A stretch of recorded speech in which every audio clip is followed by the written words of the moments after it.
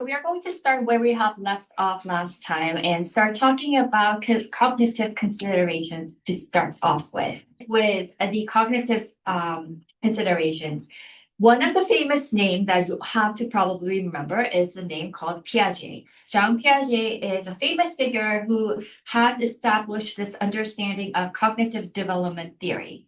So Jean Piaget outlined the course of intellectual development. So which meant that this understanding of cognitive development occurs through stages. So it's not something that's going to randomly happen, but occurs through step-by-step process. And so when you take a look at these different stages, it is divided up into different stages depending on the age. So we can start off with the first one called sensory motor stage, which usually takes place between the birth and your age 2. So when you go over them, try to think about, I don't know if you can remember when you were born, or I don't know how far you can go to the past, but try to think about some of the cases that you have experienced yourself, or if you have a newborn or toddlers near, I don't know, at home, for example, you can make connections. So during this stage, the newborn infant tries to explore the environment through the 5 different senses and motor actions. So you can imagine baby being born, trying to make sense of what's going around, like taking a look at bright light, for example, or they usually have like mobile that they can take a look at, or they can start playing with small objects, or not really small because they might be able to put it in their mouth and that usually freaks the parents out, but they can actually play with some of the toys. Learning occurs through physical interaction, therefore. They cannot yet say words or put words into sentences, so they're going to pretty much play with their the sensory motor skills, including the physical interaction. That is one of the reasons why you see babies until their age 2, that they play with their hands quite a lot, and they usually use their body to experiment, basically. So they use these physical objects. Then moving on to the next stage, which is called pre-operational stage, includes the age between age 2 to 7. I think this is the period that you might be able to somewhat remember of yourself around age 7 or 6 or 5. Here, during this stage, children develop the ability to associate words with objects and also experience this explored in the sensory motor stage. So now this is the stage where they can actually make connection between the physical object that they have touched or felt or smelled to something that is referring more closely to the words. So now they can make connection with like for example, a car to a car, right? By calling it a car, or they can, before age 2, they might have smelt flowers, but they might in fact be able to call them flowers or express whether they like it or not in their pre-operational stage, which is between 2 and 7.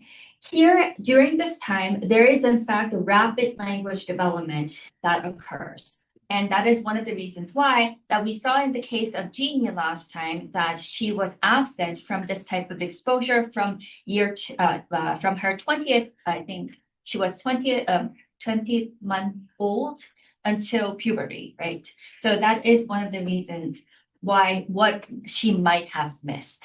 So the case related to Jeannie, just quickly to review, I think one of the reasons why we saw that her development in linguistic skills were so behind was probably that she was not only not exposed to the language, but also not exposed to any of these other physical objects. As you can remember, she was tied to her crib, for example, she was isolated. She did not really have this much of an exposure to other elements in her life.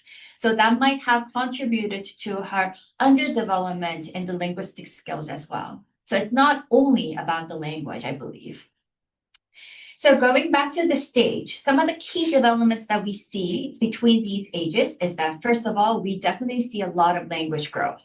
It expands so much that I think during week 1 and week 2, we talked about how it is when we are talking about behaviorism, right? We said that one of the reasons that behaviorism was challenged or criticized was that we cannot account for all the linguistic development amongst children, especially because it grows so fast that it won't be able to explain it based on the input and the scaffolding and the conditioning. So this is one of the reasons why that we see a lot of language growth.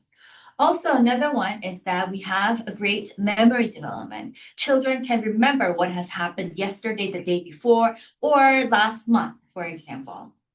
So aside from babies, when you want to talk to toddlers about what happened, what the baby saw yesterday, it might be very difficult to get that idea, right? But for children, their memory development is very rapid, and we can in fact see an expansion of memory development during this period of time. The third element is another interesting one, which is called displacement. Displacement refers to the ability to talk about objects or even events that are not physically present. So they can talk about something that happened to them the day before or during the weekend, right? They can talk about, oh, remember that when we went to the mountain Hala, for example, they can start talking about it, although it's not physically present at that point. Also, they can talk about abstract items. Remember how in the first few videos I showed you between an interaction between a toddler or a child with their parents about who do you like, right? Who do you like most? So, or who do you love? Like liking and loving, all these abstract concepts, they can start using them, right? So they can start expressing that I love something or I don't like something, or they can talk about ghosts, right? For example, ghosts. I don't think all children have an experience meeting a ghost, but they can start thinking or coming up with the abstract concept of ghosts, and that really scares them, right? And so that's one of the things that we can find in the pre-operational stage. Now moving to the operational stage, it includes from age 7 to puberty, so between age 7 to 16. We divide them into two different groups. One is called the concrete operational stage, that is between age 7 and 11. Here, during this stage, children begin to think logically about concrete objects and events. So they can come up with logical reasons of why they need to do something, for example, why they need to buy a new pen or they need a new iPad, for example. They can start thinking logically, right? And also in this stage, reasoning becomes more systematic, but thinking is still tied to some of the concrete situations that they are in. However, moving beyond from ages 11 to 16, we call it the formal operational stage, where these individuals become capable of abstract thinking and formal reasoning. So it's slightly different, although it is housed under the same operational stage. During this stage, thinking can transcend direct experience and also perception, and also the abilities develop in areas such as geometry, logic, philosophy, and hypothetical reasoning. You can, in fact, think about how you learn in academic institutions during these periods of time. That is somewhat connected. We learn about philosophy, all these different topics after you usually graduate from elementary school, right? So that is designed purposefully that we feel like children's aligning the children's development and the curriculum. And you can find those examples here. In this particular operational stage, imagination and hypothetical thinking becomes more advanced. That is the reasons why we think about the consequences that might happen based on your decisions. Like, let's say that you want to skip a class, right? If you are a baby, you might just cry and deny the fact that you have to take a class, right? However, if you enter this stage, a formal operational stage, you can think about the consequences. If I skip a class and miss Hagwon, what might happen? My parents might find out about my absence, and what could that result in, right? So we can start making connections about what has happened before with your own experiences, making connections to what might happen in the future. So as you can tell, we have a different stages that Piaget is describing here that is called the cognitive development theory. So here I wanted to ask you in groups now, we are going to discuss some of these questions. First of all, have you ever felt overwhelmed while learning a foreign language? Probably have, or probably less than other people. Did the large number of vocabulary words or grammatical structures and conversational skills seem impossible to master? So that's the first question that you can go back to your own experiences. Moving on to number 2 and 3, this is more closely connected to what the textbook is describing about. Number 2, which is on your textbook, page 62, I believe. Try to discuss with your partner about the Piagetian concept of equilibration. So here, Piaget discusses something called the concept called equilibration. So try to talk about what this might mean, okay? And also, how might this concept apply or not to your own language learning experience? So what it might imply. Moving on to the third question, can we conclude that children are great rote learners regardless of context? Why or why not? Okay, so try to go over some of these questions with your partners. I'm going to give you guys 5 minutes, and afterwards, we are going to come back as a whole group. Okay, so let's start the discussion.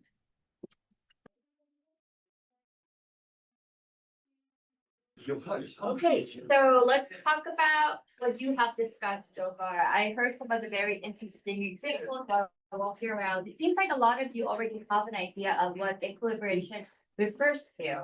So in this case, let's go to the first question first, the easier one. Have you ever felt somewhat overwhelmed while we're learning a foreign language? You know, you're masters of learning languages, new languages come, right? A lot of the times we feel overwhelmed, and that's actually called something that we are going to later learn about, something called foreign language anxiety. We are going to later talk about this, so you don't have to remember this yet. But we also have a word for referring to the anxiety that that people, students especially, feel when they're learning a foreign language. So it's something that is very natural. I think we feel anxious to just talk in front of other people, right?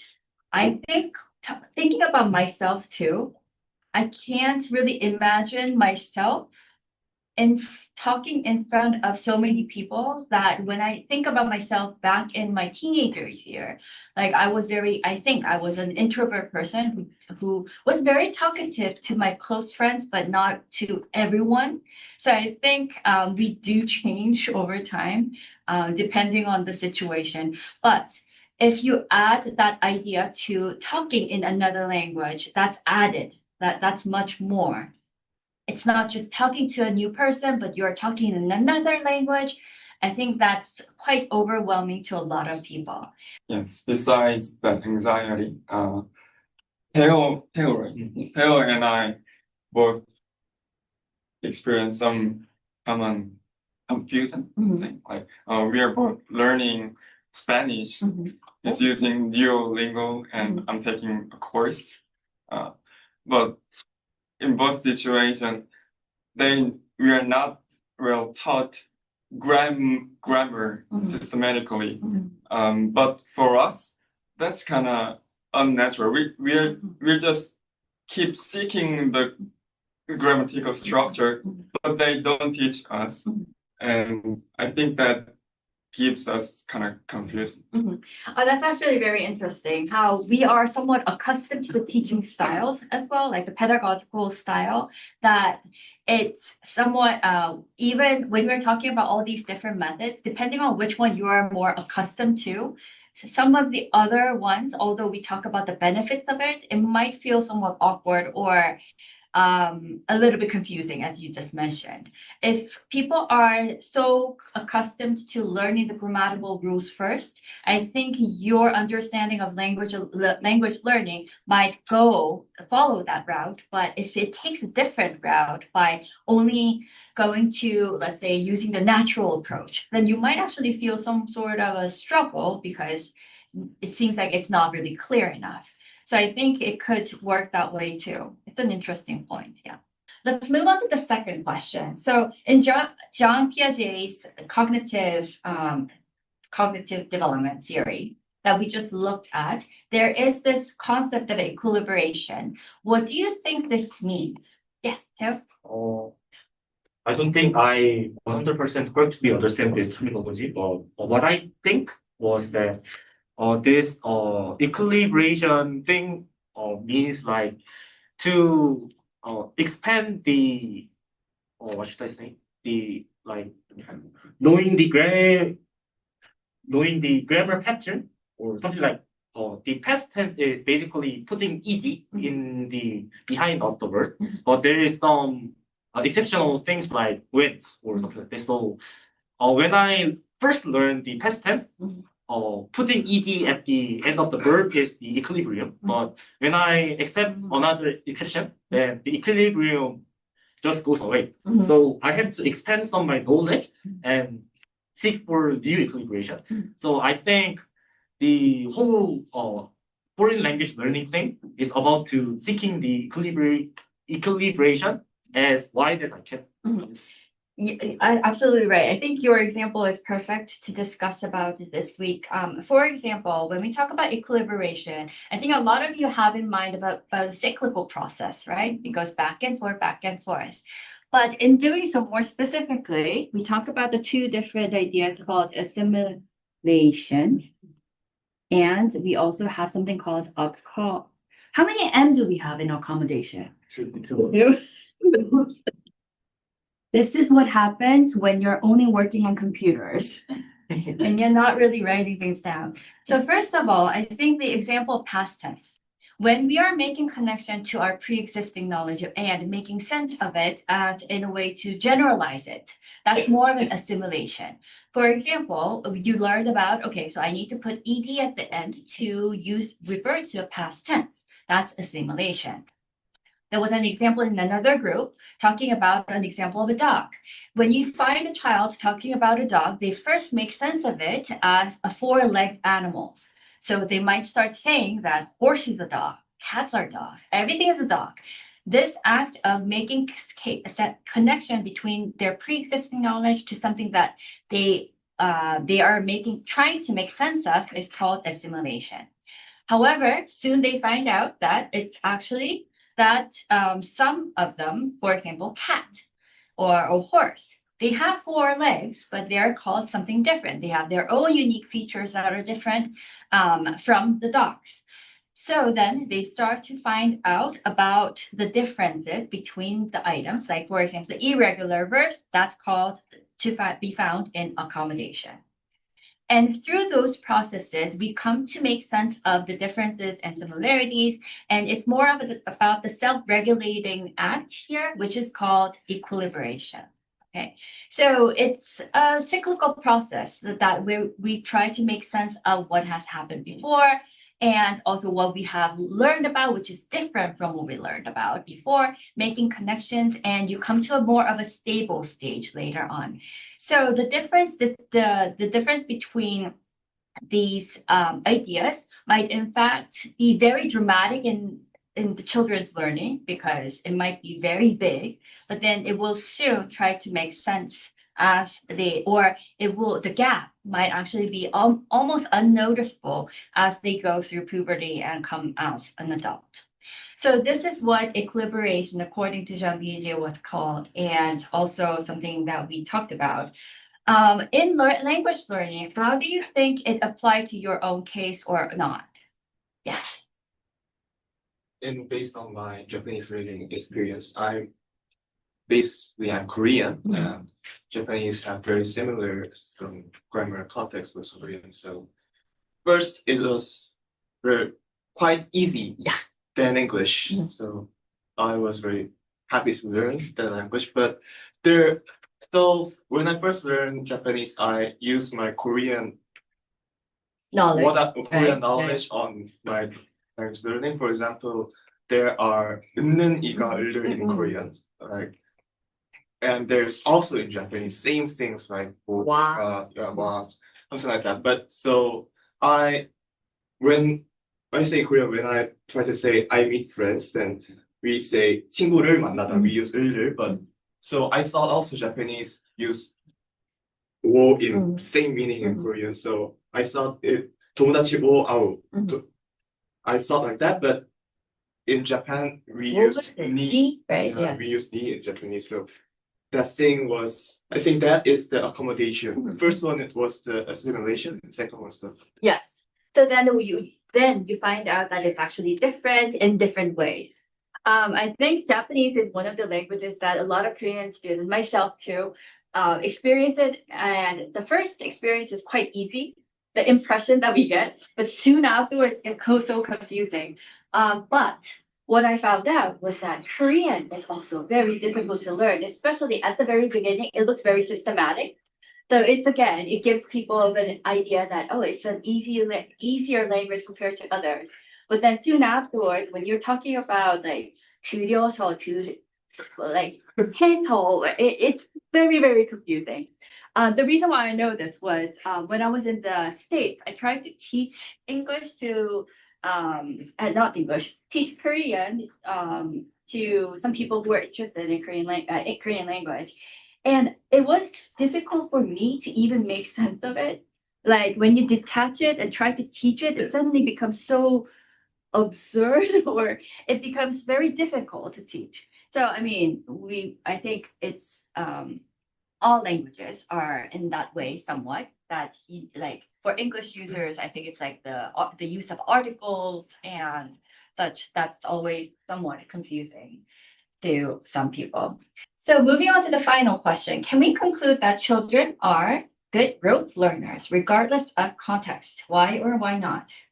I don't think they're good word learners because it's not they're making their vocabulary list and they're like, oh, I'm gonna memorize all the things. But I think they're learning from the context. I think it's kind of assimilation. So I think if anything, other or better rote learners, I think, better than babies. Yeah, it seems like they have very good memory, right? First of all, their memory development is boosted during the stage. So they do have this great memory. But as Chinu, right? Yeah. You just mentioned that it seems like the meaningful input is the more important one. They can remember all of these names of dinosaurs, for example, because they are meaningful to those children, right? Although it might be very difficult for people who are not interested in it to memorize it. But for children, when they find these meaningful input, they might actually be remembering quite well, but it is again within the context, right? Within that specific context, specific learner. Good points. Okay, so what we are going to move on now is we are going to move on now to talk more about emotion, affective consideration. So some of the key psychological concepts that we have to talk about are related to these kids and children and babies and toddlers. That has to first do with egocentricity.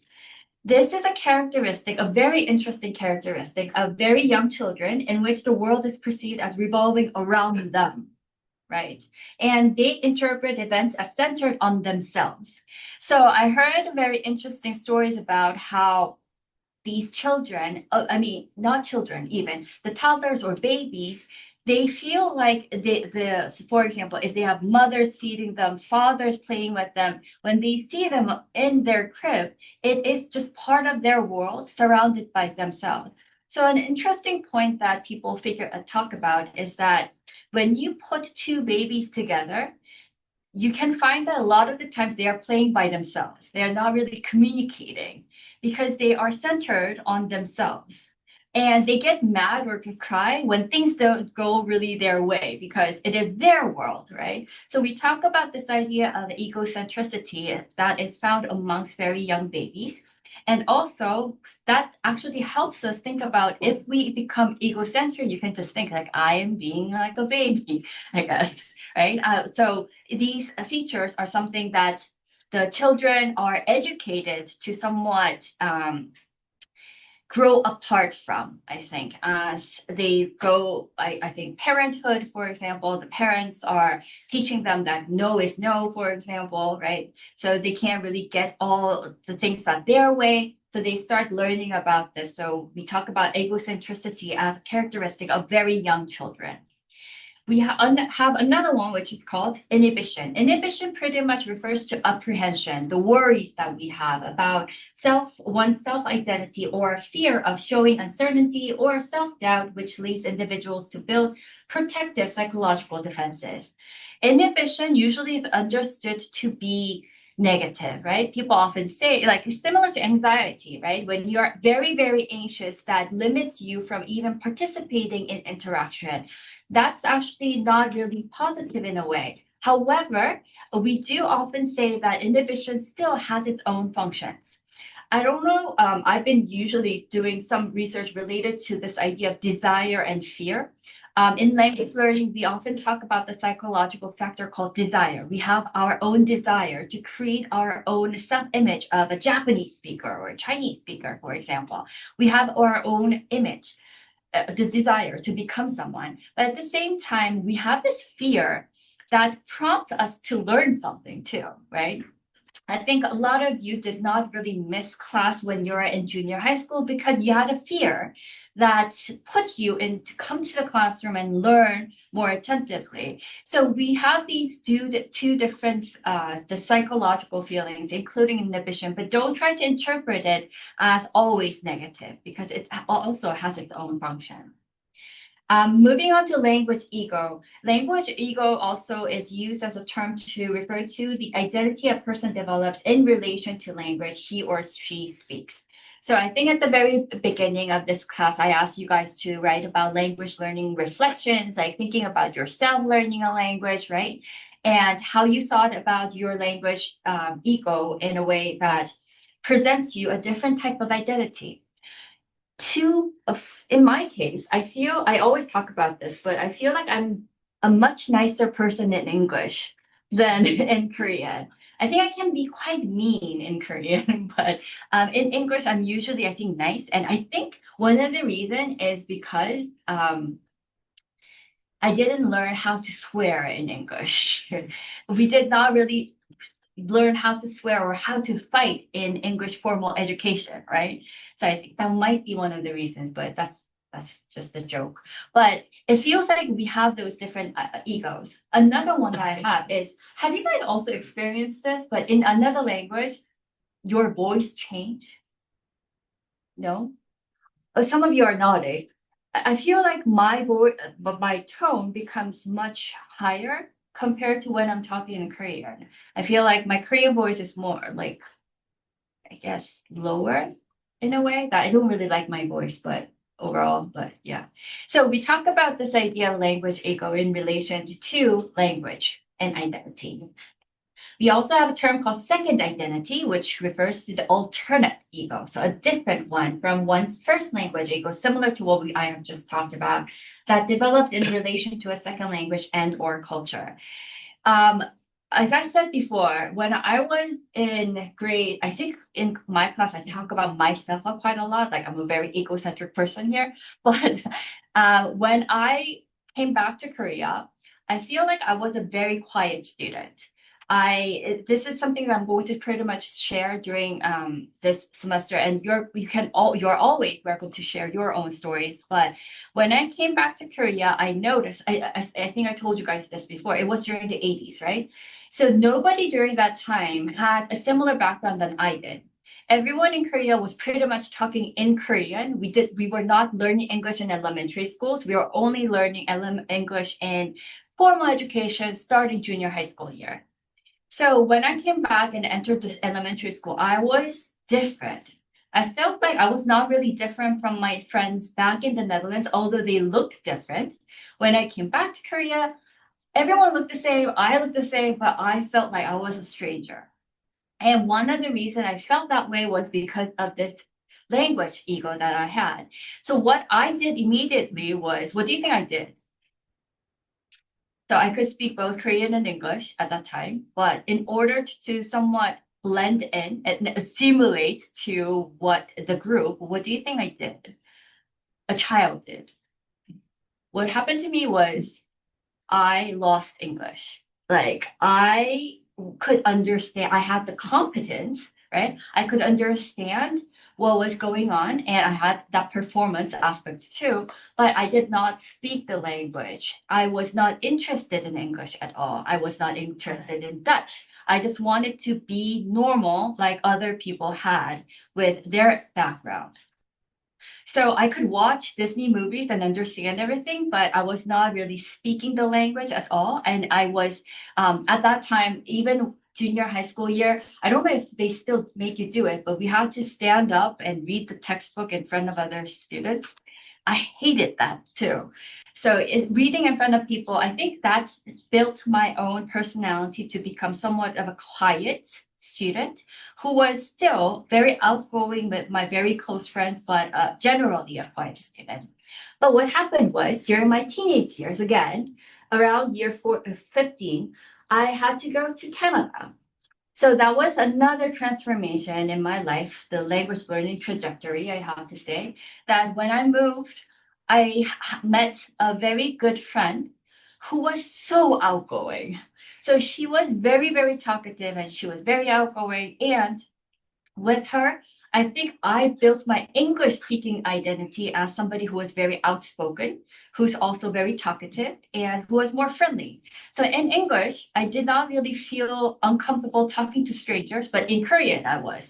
So that was probably an example of my second identity that was built more distinctively compared to my first language identity. So that was a very long story about myself. And going to the last item called peer pressure. Peer pressure, you might have already felt that, right? How many people felt like you had to buy the same colored clothes with your friends? Or the joke that we have for Korean students might be like, I think for you guys, the North Face jumper jackets during winter. These are all the examples of peer pressure. Some of them might feel like if you're not being pressured. A lot of the kids nowadays are, what are you guys into these days? I know that kids, not kids, I'm sorry to call you guys kids, these MZ generation, they are interested in like key holders, for example. So you guys have your own thing, which is called peer pressure. But if you feel like pressured to do something, that's also something that pushes children or teenagers or learners to go in a certain way. So that is what peer pressure is, which is a social influence, often amongst children or adolescents especially, that encourages individuals to conform to the behaviors, attitudes, language, or norms of those around them. That is probably the reason why you might have heard about this or not, but your parents, when you enter school, they might be very cautious about who you're friends with, right? Because depending on who you're friends with, you start to learn the vocabulary, for example, or you learn how to act, your attitudes. They're much very heavily influenced or easily influenced during this age. And that is the reasons why we talk about these key psychological concepts during the adolescence year and also before puberty. The linguistic considerations, now moving on, we have something called bilingualism. Bilingualism, I think you have heard about this before, which refers to the ability to use two or more languages with two languages. More languages are called multilingualism, okay? Bilingualism means by two, with relatively equal proficiency, often developed through simultaneous exposure to both languages. We have two different types of bilingualism. One is called compound bilingualism, and second one is called coordinate bilingualism. Compound bilingualism refers to the use of two languages in the same context, where both languages share a single set of meanings or conceptual representation. So at home, kids might use both English and French to their parents, right, at the same time. However, coordinate bilingualism means that you are separating the languages depending on the context and depending on who the other person is. So in this case, we are talking about the use of two languages, one at home and one at school, for instance. So some students might use, let's say, Vietnamese at home, but come to school and learn Korean, right? And use Korean. So this is called coordinate bilingualism. In this case, we say that the meanings of these meanings are somewhat stored separately for each language, for each use. I think that was one of the reasons why when I was talking about kaka, for instance, right? Kaka was no problem at home because I was using that at home. And in the kindergarten, I was using the word snack, right? So it was separate. However, once it was combined, that's when the problem occurred in my case. Moving on to another very important concept is called heritage language. This is the language of one's parents or grandparents or family lineage. Do you guys remember talking about this at the very beginning of our class in week 2? I think I asked you guys to read the first page of the anecdote on page 1, which talked about Sonia, the German class, German parents, right? Do you guys remember? That's the case of a heritage language, right? So that has to do with that. This is typically acquired or learned by individuals raised in homes where the dominant language of the society is not exclusively spoken. So they have a lot of documentaries related to heritage language among Hong Kong speakers, for instance. I think I've recently seen one before. The heritage language is very closely connected to cultural identity, and that is one of the reasons why people pay a lot of attention to it. So this is the different ones. So let's take a look at an example. Try to think about whether this case is compound or coordinate. Can you guys introduce yourselves, please? My name is Josiah Nigel. That's right. And what about you? Slowly, more surely. Oh, great. And what language do you guys speak? I know everything. No, you don't know everything. ¿Qué idiomas hablas, Josiah? ¿Y con quién hablas en inglés? Eso. ¿Con tía Holly? Y también tú puedes hablar español y inglés. Sí, somos bilingües, ¿verdad? ¿Y ustedes qué idioma hablan? Francés. Yes. En español. En francés. Cabeza en francés es Muy bien. ¿Y cabeza en inglés? Very good. Okay. What other languages do you speak?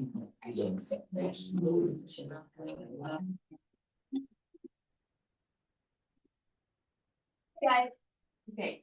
So what do you think we saw an example of? Compound or coordinate? Right? Right. So in this particular case, they were using the two different languages to the same speaker. That's how you can think about a compound bilingualism. Once they are separated, so they talk with their mom using Spanish, but they talk English to their dad or their grandparents, that's called coordinate, right? So that's how you can understand the compound and coordinate bilingualism. So let's move on to the next slide. We have another idea related to creative construction, which refers to the hypothesis in child second language acquisition that proposes that learners actively construct language rules rather than simply imitating input. This is what is somewhat unexplainable with behaviorism, right? We are creative. We are not just using or imitating what it has been inputted. We are using them in a very creative way, playing with the language in order to make sense of them. Some of the key claims that are included in this case is the limited influence of L1 interference. L1 input cannot let's say, how should I describe it? L1 input, when you think about the L1 input and the L2 output, it cannot be bigger than the other one. So that is also one way to explain the creativity side. So a child maybe learn the word dog, but then the child might start playing with the word dog and get expanded with the vocabulary or depending on the meaningful structure and put them into a sentence, for instance. So that's also an example of the L1 interference. The emergence of common acquisition orders seems to be also exist among learners, and the learner's perception of systematic features of the language also influences this creative construction. Finally, the production of novel utterances. Novel utterances usually means something creative that the kid creates. that learners have not yet previously heard. They can still make it, right? So that's also some of the key claims connected to creative construction. So again, it all goes back to this idea of how children learn a language, that they are not only getting immersed in the environment, absorbing the language input, the meaningful input, but also at the same time, they are creating, using their creativity to expand it much more. So we have to, I think that is one of the reasons why we have the criticisms for both behaviorism and the nativist approach. Moving on to the 5 determinants of acquisition order. So when we're talking about these orders of acquisition, we first of all start off with the perceptual salience. When we first talk about the perceptual salience, it is how easy it is to notice or hear a particular linguistic structure. It is our ability to isolate the surrounding sounds from the actual meaningful sounds. You know, when we are talking, and if you audio record yourself, we have a lot of things called fillers in our statements. We have right? Or we have our own individual habits included in our speech. But children, when we are absorbing the information, we can isolate those unnecessary, irrelevant sounds and only catch the meaningful chunks. And that's how we begin with the perceptual salience, these sounds compared to meaningless sounds, right? Moving on to the second order, which is semantic complexity, the number of meanings or functions that are expressed by a particular form. So we can start to make connection with the sound and the meaning attached to it. So it's not just random sounds, but it now has meaning. So by saying no, right, it could be just the sound of no, right, where you are using your tongue and pushes the air through, but in fact, it carries the meaning depending on the language, right? So if you are a speaker of another language, that the same sound, which is not really meaningful, could in fact mean something that says yes or no in another language. Moving on to the next step now, we have something called morpho-phonological regularity. We have phonological means sound, right? So when we are talking about the degree to which language forms change, depending on their phonological environment, how the language sounds changes over time, and depending on that particular situation is called, and finding the regularity of it is called morpho-phonological regularity. So now we have the meaning attached to the sound and how those sounds change in different situations. Then we go to the bigger structure, which is called syntactic category. Syntactic category is whether it is formed in a grammatical correct way or not. So we talk about the grammatical characteristics, or when it's supposed to be in the form of a noun. Is it a noun, or are we using a gerund, or are we still using a verb? So for example, smoking is bad. Instead of saying smoking, some students might say smoke is bad, right? I mean, that could in fact make sense too. But turning into gerund to make those meaningful chunks again, that could occur during the syntactic category. Finally, the final order is the frequency and the input. How often a particular structure appears in language input directed at the learner. What this essentially means is that when we're talking about this order, how frequent or how popular those expressions are. When I go back to my own videos, I can find that I usually use similar phrases, right? I have my own frequent input that I use, and those frequency also could inform about the learners or the structure of the language, or I think that would eventually lead up to which expressions dies over time or which stays. So that could also be related to the frequency of the input. So some of the issues that we have so far been talking about in terms of the first language acquisition is I have organized them into 4 that we talked about. First, the role of age and critical period hypothesis. Second, the influence of cognitive development. Third, we just talked about the social and psychological factors, and again, talking about some of the differences between child and adult language learning. Based on the concepts that we discussed so far, how do you think we might consider some of the major issues that we just looked at? Any thoughts, any lingering thoughts that you want to share? Not a thought Yeah. for the question.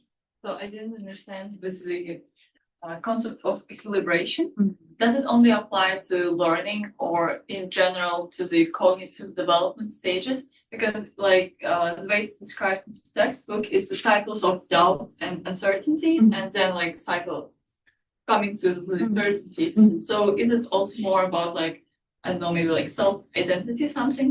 Yes. Struggles. Yeah. Yeah. So because it also says that when we're at the stage of doubt and uncertainty, we're more likely to, not more likely, but like language, we have more motivation to learn the language because it helps us reach the state of certainty. But then when we have acquired that said language, for example, first language, when we have fully acquired it, does our like, you know, motivation to acquire a second language decrease because we've already reached a certain state? Like already have, I don't know, like first language ego. I think you're raising a lot of questions here. Which one should we start off with? First of all, I think it's an interesting point where you're making connection between what we have talked about so far in terms of the cognitive considerations to affective and connecting it to identity. I think that's a very natural and somewhat I'm glad that you are able to make those connections because it is in fact when we're talking about these ideas, right? About the equilibration or assimilation, it seems to be detached from the psychological factors that we face in terms of the struggles, for example, but it could eventually be led to those, right? Depending on I would have to say depending on the learners though, because some students might be more, we are going to later talk about this, especially when we come to MBTI and stuff, but some people are more open to uncertainty. Some people are less with uncertainty, right? I think even in this classroom, some of you might be more willing to just accept and just leave it unknown or unknown at the present moment, just saying, oh, I'll be able to learn about them later, right? Or I'll be able to read about it later. But some people really want to get the answer right now, right? So I think it again depends on the individual learner in that sense. So however, if that's the feeling of uncertainty and getting stabilized, if that repeats itself so many times that it ends up influencing the motivation of the learner, it might be a different story, right? So what was the other questions that you had? I guess like the first question was, so the cycles of doubt and uncertainty, they also apply to the development stages, Yes. right? Yes. Yeah. Okay. And yeah, I think the second part answered. Great question. I think it's, I mean, if you have any other similar questions or if you want to just share your own answers, which seems to contrast with my own, that's completely fine, right? This class itself, when we're talking about language learning, as I mentioned, and as I warned you at the very beginning of the class, we don't have one cookie cutter answer to all the language learning process, right? Because we are all different human beings. And that's one of the reasons why. But do you guys still think that age is important? Or let me ask you an interesting question. Let's say that you have a child now. So you have a newborn baby. Are you going to teach your baby a second or a foreign language before kindergarten years? Still yes. Sorry to say that in a still yes way, but okay. So some of you saying yes. I think that still, again, goes back to the development, the pronunciation and accent, I guess. Okay. How about the order though, then? Would you be willing to teach your children with compound bilingualism at home, two different languages, or do you want to separate it, that they go to English kindergarten and the English teachers talk to them using coordinate bilingualism? I think compound Well, what might be the reasons? bilingual is more useful because we can use two languages in a various situations. In various situations, okay. Yes. I always had an opinion on this kind of controversy. Mhm. I always like I won't actually teach my child another foreign language, like the second language in their before kindergarten, Uh-huh. because I saw a real kind of situation where my my mom's friend's child, like, Your like, mom's friend's child. child. Yeah, Your age? yeah, my age. Okay, okay. I'm really, really young. Like, Okay. my friend of mine wasn't actually even good at Korean Mm. and learned English in a young age. Oh, And then he wasn't good at both languages Yeah. after all. So Yeah. that kind of problem can occur. So Mhm. if I would have a child, then Mhm. I would first master Korean, Mhm. and then maybe after a certain level of Mhm. Korean, I would teach him the other language. That actually was documented. There was one documentary about a case where exposing children without L1 being there, then the confusion adds up.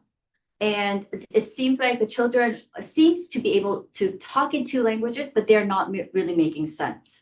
So the logical reasoning was not really there yet to make connection between what was L1 and L2.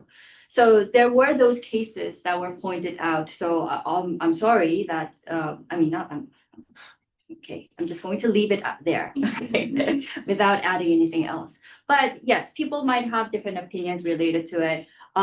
When my niece was born, my niece, so my sister-in-law, was asking me about the kindergarten, like English kindergarten, whether to put the niece into the English kindergarten. And I was like, no. Probably because I told her, I was like, the only benefit that you are going to get is pronunciation, like or also probably a chance of the anxiety level where they might be not that afraid to talk with somebody who speaks another language.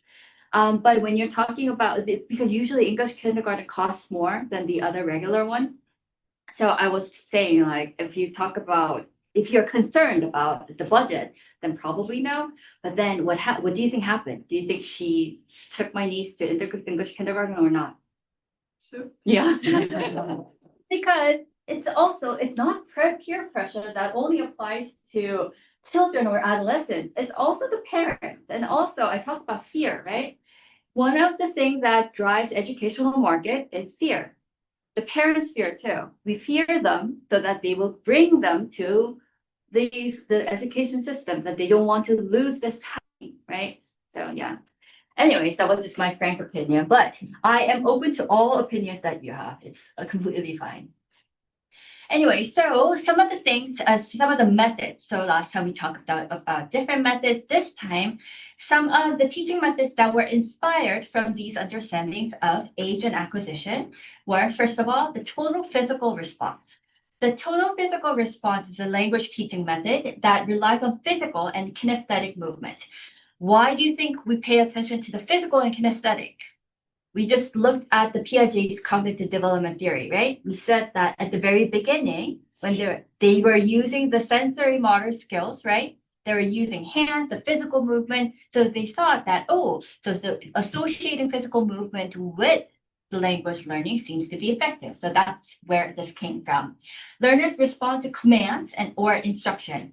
Have you guys had experience playing games like Simon says something, do like open the door or scratch your head or something like that, right? So that's related to this, like physical response ideas.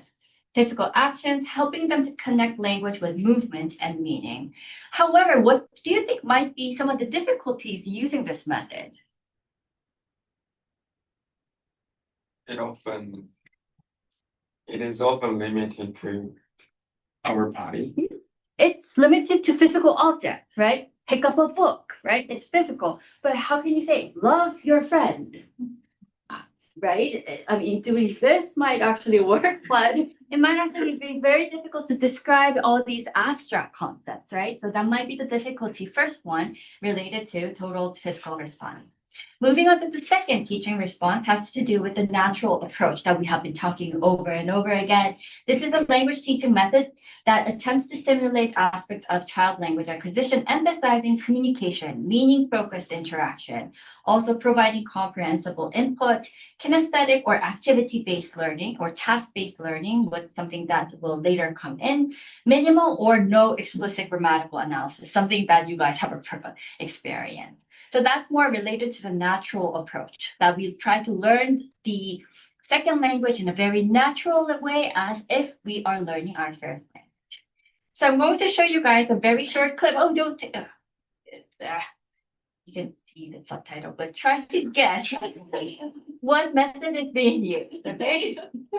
Aw. Oh, wow. Okay, now we're going to do a little story. Okay, now you do it with me. Okay, you do it with me. Now, say hello to your mom. Hello. Say hello to your mom. Hello. You are hungry. The TPR sequence is demonstrated. The children listen and do the movements accordingly. The sentences are repeated several times. In the beginning, it's important to maintain the order.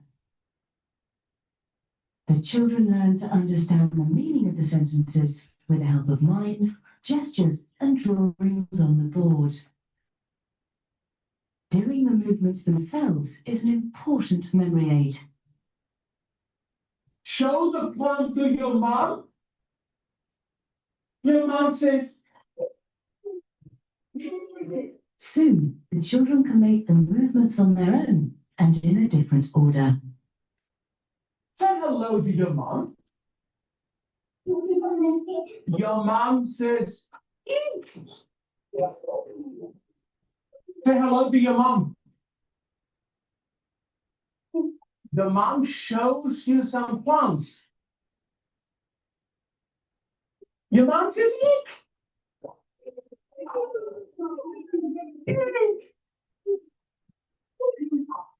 Well, this kid is not really doing it right. You're supposed to frown where you're saying eat, right? He seems to be very, very happy. Anyways, so this is a type of an example of a total physical response as we had the spoiler. But as you can tell, that it is following these steps and also associating the language with the movement, right? And the physical movement of the children. But as we have just said about the abstract concept, in addition to that, this is very time consuming too, right? So it has to go through these orders, first of all, and also the expression of hello, for example. This might not really make sense in Korean, right? You're using the gestures, but the gestures might even be very diverse depending on the language. To, let's say hello to your teacher in Korean. Like if we just learn about this waving, it might really not make full sense of the gestures that we have depending on culture. So that's it for the relationship between age acquisition and the language learning for this week. This is the announcement related to your weekly reflection number 2 that's coming up. First of all, this one again, describe 2 experiences from language learning, your own or someone else's, where psychological factors, we talked about the key psychological factors today, right? Try to make connections of those psychological factors influencing your language use. For each item, you can identify which psychological concept was illustrated, like for example, inhibition, for instance, and explain how it affected language learning or communication. So it's like bringing your own story back to the classroom. Again, the formatting is the same. Make sure to meet the deadline. And other than that, we are going to stop here. And if you have any, great job, everyone, and I will see you guys next week. If you have any questions, please stay and ask me before you leave. Otherwise, have a wonderful week, everyone.